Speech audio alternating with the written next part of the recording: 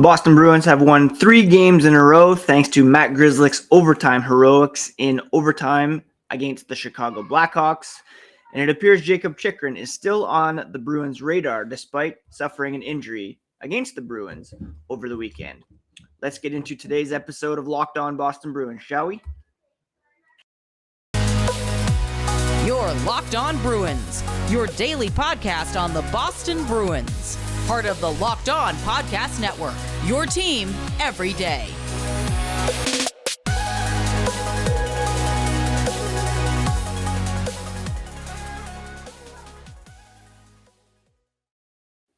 What is up, Bruins fans, and welcome back to the Locked On Boston Bruins podcast. I'm your host, Ian McLaren, and this is a daily show where we discuss all things Spoke to Be, as well as take a look around the NHL. Today is Wednesday, March 16th, and I want to thank you so much for making Locked On Bruins your first listen every day.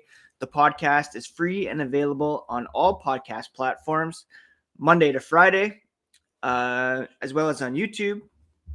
So please do hit that subscribe button. Each new episode will be automatically added to your feed for you to download, listen, and enjoy.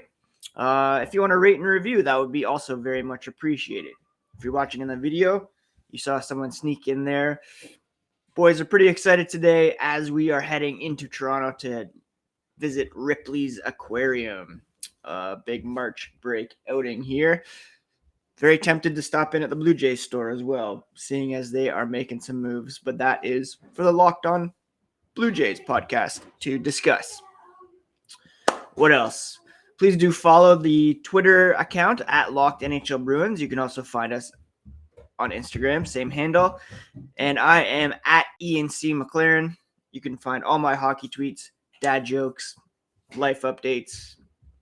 Been covering this team for 17 years for various outlets, and it's an intriguing time to be a Boston Bruins fan, no doubt, with the trade deadline just a few days away, and this team playing very, very well as of late, including an overtime win in Chicago over the Blackhawks last night, a game in which Marc-Andre Fleury was showing us all that for him not to be on a playoff team would be a crime against hockey. He put in an all-world 46-save outing, keeping the Bruins at bay most of the night in very frustrating fashion. But to his credit, Linus Ullmark played well as well, remaining sharp despite having, less than half of the workload of Marc-Andre Fleury. Ullmark made 19 saves, but some huge ones on Kirby Dach, breakaway attempt, Alex DeBrincat's third period point blank chance, and matching Fleury as best he can despite the limited workload. Ullmark said, "Admiration is for after games, not during." It gets me a little fired up, obviously, because he's doing a tremendous job of stopping pucks. He's playing with a lot of energy, and he's done that for so many years. Ullmark said he's a great goaltender. That's it. But admiration during the game, no. Afterwards, we look at the game. I would say he's terrific tonight. But Bruce Cassidy described Ullmark's performance as under control and pointed to those saves I mentioned earlier as crucial to Boston's overtime win. He seemed square. He was tracking them well. He was ready to recover. They don't have a high volume of shots, but the moments when they do get those high-quality chances, you need those saves, and Ullmark certainly came through. It was his first game since March 7th, as Jeremy Swayman has, slowly but surely taken over leading duties between the pipes. But Ullmark, and this is why, a big reason why many of us have come to love Ullmark, love this partnership, the way they support each other. He said He's been there before. He's been in situations where he's not playing as much as the other goalie, but he's very happy for Swayman because he's doing a terrific job bringing it every night, every day as well.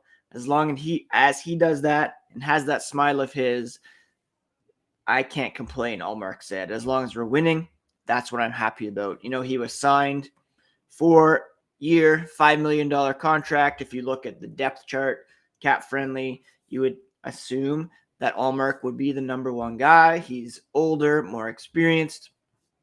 Swayman's still on his entry-level deal, but as we get closer to the playoffs, it really seems as though Swayman will be the guy, and it's huge to have a supporting presence in Ullmark there, not some guy who's going to sit back and sulk that he's not playing like Jaroslav Halak did last season, but someone who's going to come in, be supportive, and play well when called upon. Now, the Bruins looked to have gone ahead late in the game when Charlie Coyle scored on Fleury, but the goal was immediately disallowed by on-ice officials for goalie interference.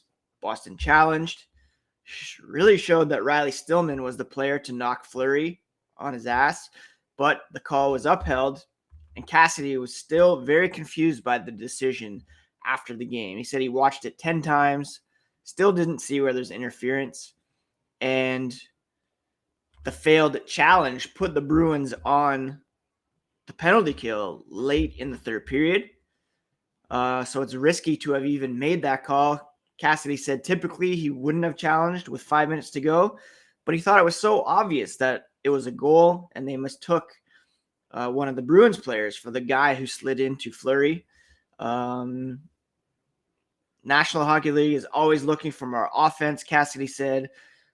Certainly thought that was a good goal, and he imagines at some point the Bruins will get in touch with the league to find out exactly what was behind that decision. Despite that controversial moment, the Bruins didn't sulk. They remained focused on getting the 2 points, which they did when Grzelcyk rifled home a no-doubter early in overtime.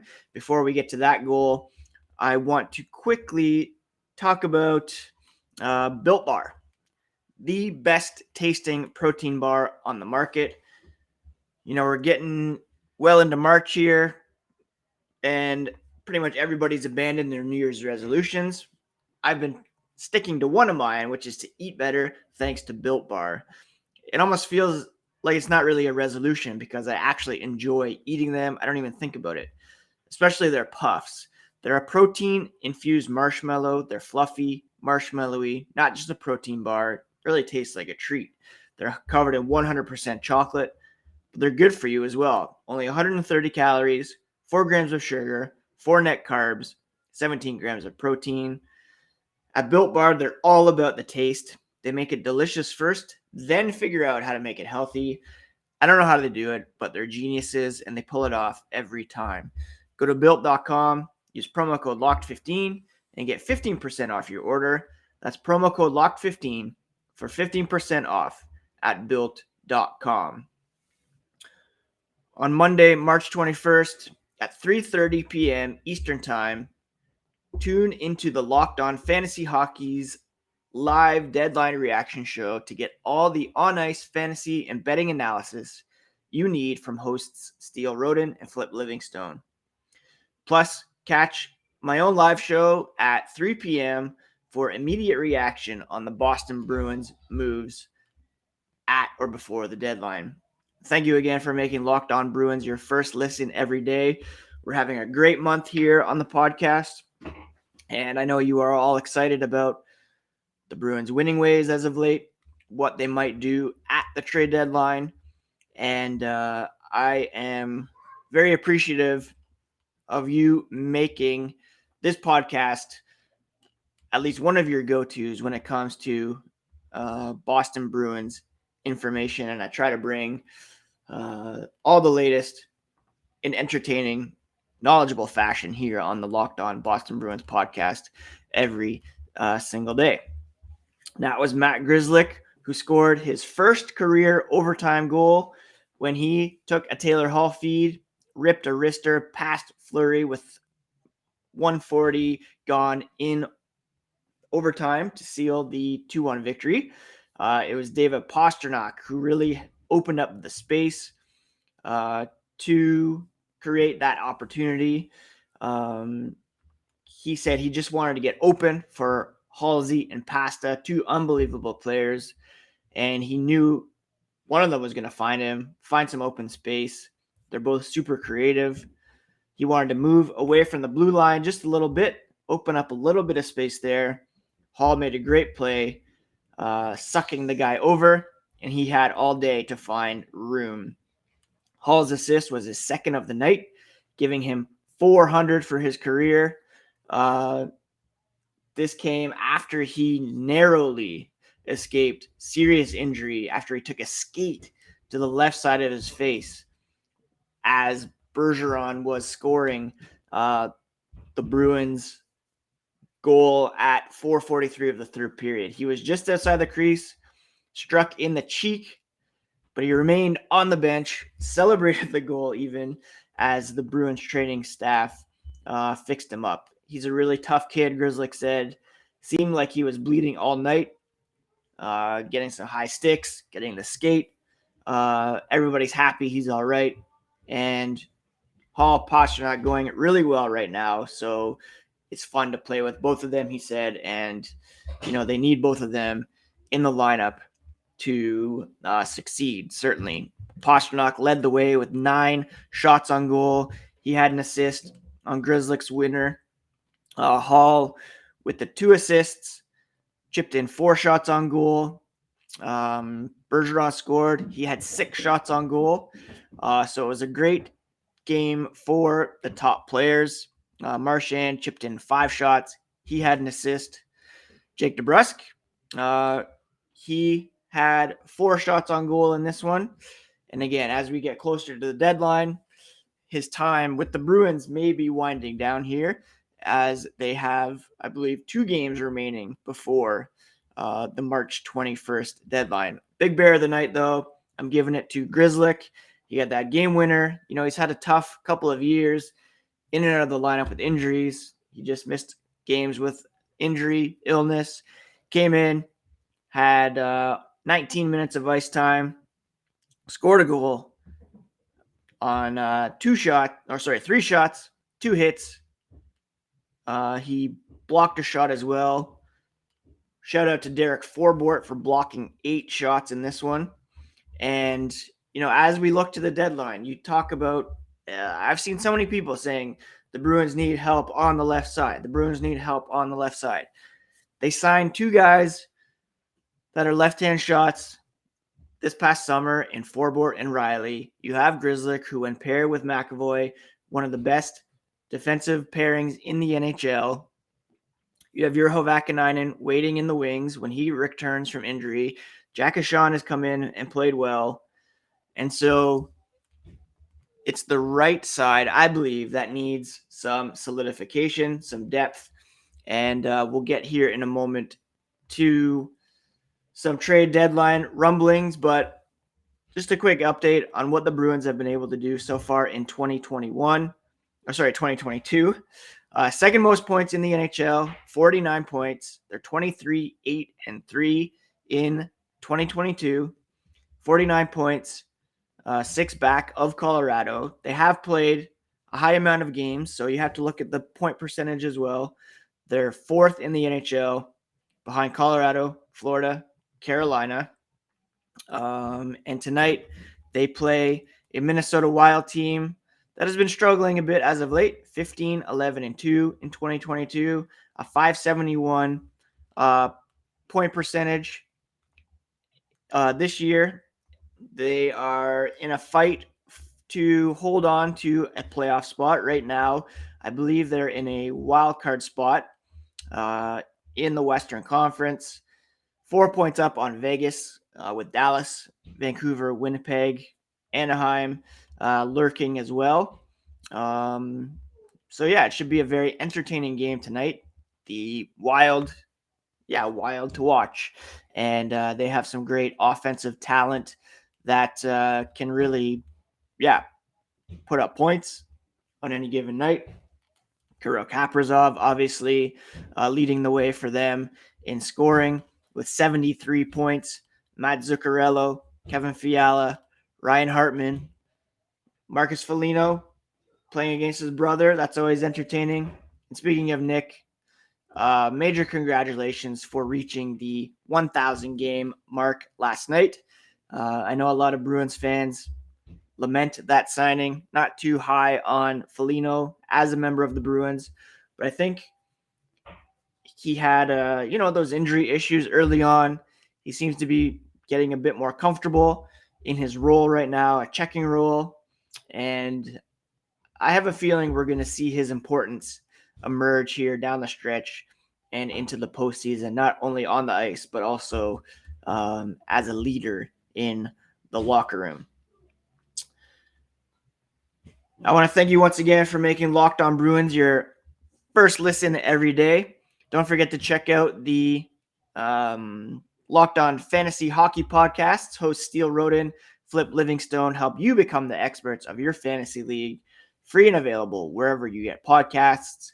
Tomorrow on this podcast, we will wrap up tonight's game against the Minnesota Wild and keep you up to date on all things related to the trade deadline. Darren Dreger of TSN tweeting this morning that Jacob Chychrun's injury may not be as serious as was originally feared. Could be back on the ice later this week. Originally, it was said that he could miss 2 to 4 weeks. Still a strong chance he is traded, according to Dreger, with LA and Boston committed to staying in the hunt with multiple piece offers. So what does that mean? What could the package look like? I mean, for me, it would probably be DeBrusk, Vakanainen, Stodnicka, perhaps a first-round pick as well. Maybe they want – I'm sure they're asking for Lori or Lysell. Lysell, I think, should not be in any trade consideration. Lori, you could go either way on. If you're adding a guy like Chychrun, who's going to come in and be a presence on the blue line for years to come, then perhaps Lori could be sent out, but I would prefer to keep him for sure. Now, the thing with Chychrun is he's not at all a rental. He is under contract for 3 more seasons at a very reasonable cap hit of $4.6 million. So that's obviously Don Sweeney's music. He loves guys who are under control. And that looks like it still has some legs to it. Now, last week on the podcast, I mentioned PK Subban, and Kristen Shilton and Greg Wyshynski of ESPN posted a 2022 trade deadline guide for all 32 teams. And here's what they said about the Bruins. The team's most obvious need is left side defense. I disagree. And the Bruins have been looking at PK Subban ever since New Jersey GM Tom Fitzgerald stated publicly the club doesn't have the pending UFA in its plans for the future. Sure, he's a right shot. Again, that's what the Bruins need. Some depth behind McAvoy, Carlo, Clifton. Subban's a versatile veteran who can patch holes and take some pressure off.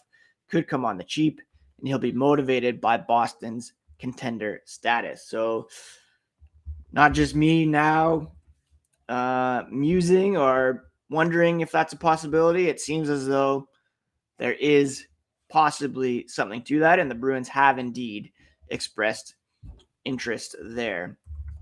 So, like I said, the Bruins have 2 games remaining. So right before the trade deadline, they play tonight in Minnesota, tomorrow off, then Friday night at Winnipeg, a rare weekend off before playing the Montreal Canadiens at the Bell Center on Monday night, just 4 hours after the trade deadline. Probably no changes before tonight, but could we see something? I wouldn't be surprised if we see something from the Bruins Saturday or Sunday in order to get any new pieces in the lineup for that game against the Canadiens. And then they have a couple big ones coming up after that to round out the month, including home games against the Lightning and the Toronto Maple Leafs, two teams that they are chasing in the standings at the moment. So very interesting times. One deal yesterday, Tyson Jost sent to the Minnesota Wild for Nico Sturm. Avalanche somehow bringing in a player who fits a role while also shedding some cap space. So they seem to be priming up for even more moves after already adding Josh Manson, possibly Claude Giroux. Tyler Bertuzzi, Sean Monahan have been added to the list of trade targets per Frank Saravelli. Could the Bruins be interested in Monahan as a second line center in a potential Jake DeBrusk trade? We know he wants to go west. $6 million there. I don't know if the Bruins could afford that or want to take that on at the moment. Drager also mentioned the Bruins when it comes to Andrew Kopp, who was injured. Jacob Middleton's name still out there. The Bruins seem to have a lot of balls in the air here when it comes to the trade deadline.